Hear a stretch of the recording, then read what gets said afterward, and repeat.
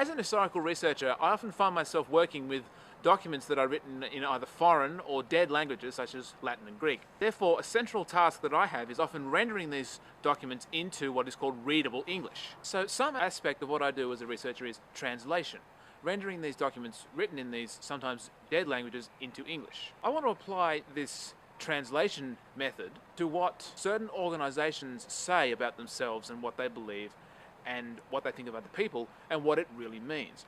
This will allow us, hopefully, to cut through some of the bullshit and get to the truth. Alright, let's start with anything that has the word family in it, American Family Association, Family Research Council, and so on.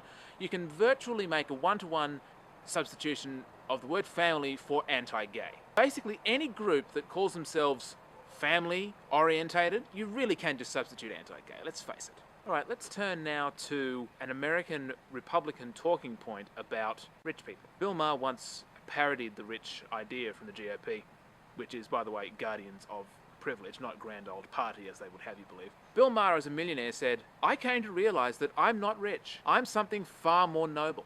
I'm a job creator." This line, much like family, can be translated into what it really means. Now, whenever you hear an American Republican politician use the phrase job creator, think idle rich Let's face it, this is really what they mean. The notion behind the policy is that if the rich pay less of their money in taxes, they will be able to hire more people. This, of course, didn't work. Unemployment actually went up after the first round of the Bush tax cuts early in his presidency, so let's not try that lying line out again. In conclusion to this particular example, whenever you hear the phrase job creator, think idle rich Finally, I want to deal with Barack Obama. Obama is, of course, the first president of the US who is black, and one of the many responses to his election was the rise of the so-called Tea Party movement, the teabaggers as they're quite aptly dubbed, because they walked around wearing tea bags on their heads, on their hats rather, which made them look rather ridiculous. And of course, they managed to take a phrase that refers to a sex act and turn it into something gross and disgusting. But on a more serious note, what they direct at Obama, they call him a socialist, they call him a communist, they call him a Marxist, they call him a fascist, they call him a tyrant, and so on.